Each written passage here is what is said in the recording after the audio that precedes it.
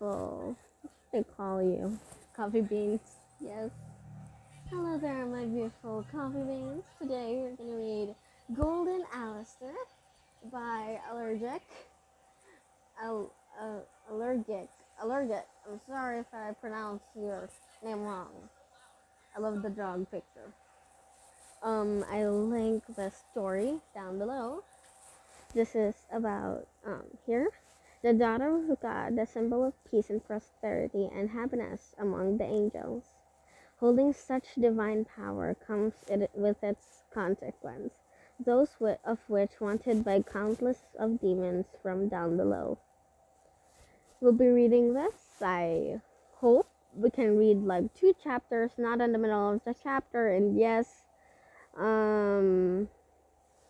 tomorrow at Monday, I will release the second part of Alastor X Reader Lemon. I promise. Let's get into the story. Chapter 1, Prologue. Yan flipped the page of the book, breathing the fresh air and calming scent of her large collection of books, and her aroma of vanilla candles relaxed her and sat upon the soft window seat. Her golden eyes slowly shifted towards her window. She peered down at the kingdom below from her tower's view. A small sigh escaped her lips. Her people, nowhere in sight, but only soft, gentle clouds and a shining sun. Some called it paradise, others called it heaven, but there was no more there. Moya knew it.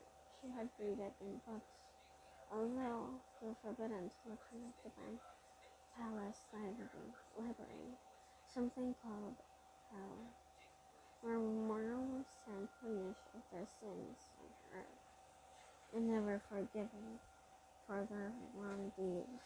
But she wondered if her father's way of punishing was right. Surely there must be some people of hell that wish to redeem some people themselves for their sin, correct? Perhaps not, but either way, she had always dreamed of visiting Alice. She was too scared of asking father, as was much too overprotective, and otherwise she was too afraid to step foot out of her own kingdom, one which will soon rule time after her father stepped down. Although that would be a rather long time, a gentle nod shook her gentle thoughts. Come in, she called, placing her foot into the side of her. The door squeaked open. It was father, none other than God himself, Savior, Father. She nodded respectfully. My dearest, my dearest Fayan, how lovely and relaxing to see you on such a busy day. He ushed, walking inside of the room and wrapping his daughter in a loving hug.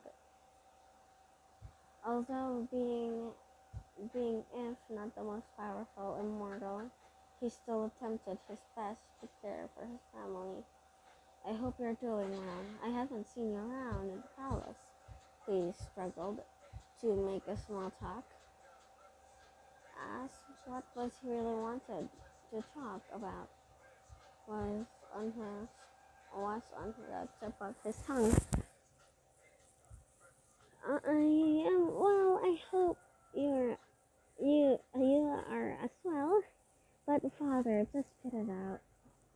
Lian laughed. A small a small smile played upon her angelic features. Okay, I'm sorry for ruining the relaxing tone of my voice, but if you want my little commentary, I will do this relaxing voice. If you do want, but I will still do it. Am I an archangel? If I am a goddess, what kind of goddess?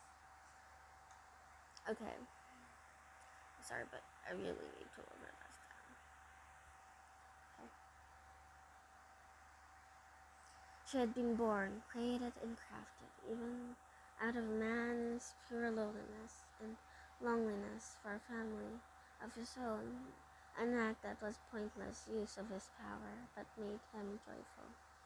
Her golden eyes represented divin-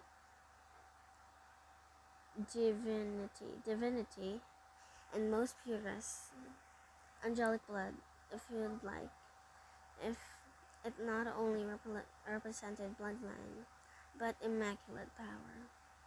Right. Well, he coughs nervously, pausing slightly before continuing. I've gotten shooter proposals. He laughed nervously, rubbing the nape of his neck. Shooters? She exclaimed, shock written all over her innocent face. It was a sight to behold. I couldn't need to begin to think such things. Unlike my celeb, celeb, celeb, celebratory ball, Wayan was currently confused, unsure of how to handle her emotions. Well, yes, but she wanted freedom. She wanted nothing, all sorts, that she had to do about learning to care for a child, nor how to cook the perfect meal. Her new lead to least yet. When I bought some, I had love was supposed to be natural on the fate, even fate. So why is it this only applied to her? Almost out of an instinct and perhaps a bit of spite, she rushed out of her room, her white dress chasing the wind behind her.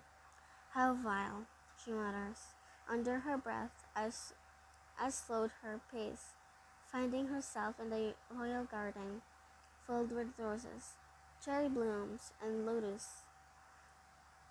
It felt as the list could go on the size of this greenhouse. This probably had been her favorite corner of the palace, as she let her fall into a nearby bench, looking down of her bare feet, feeling her tears fall helplessly into the marble floor. She held out her hand and watched as she forced a small growling water lily in her palm. It dripped of purified golden water as a small smile adored the teary face. And why, may I ask, is the Princess of Heaven crying? A similar voice causing the girl to almost immediately smile of happiness. Ellie! Wayan laughed slightly, rubbing her eyes and swiping away the falling tears. Ellie was a boy she had known since she was born, a divine guard that kept her company, to which she enjoyed very much. Nothing. My father just suggested to find a suitor. And what is wrong with that? He asked, with his voice sounding like venom, but dull and lifeless. Simultaneously, it sounded different today. He didn't sound warm like he usually did. Ellie, why do you? She cut herself off as she felt a small sting in her arm, and as she looked down, a small tranquilizer dart was wedged into it. She quickly looked up, and Ellie, holding a tranquilizer, betrayed look swirled in her eyes as she began to lose consciousness. Before she slipped into deep sleep, she had noticed his eyes weren't like usual. Bright, happy blue. They were deep, glowing red blood.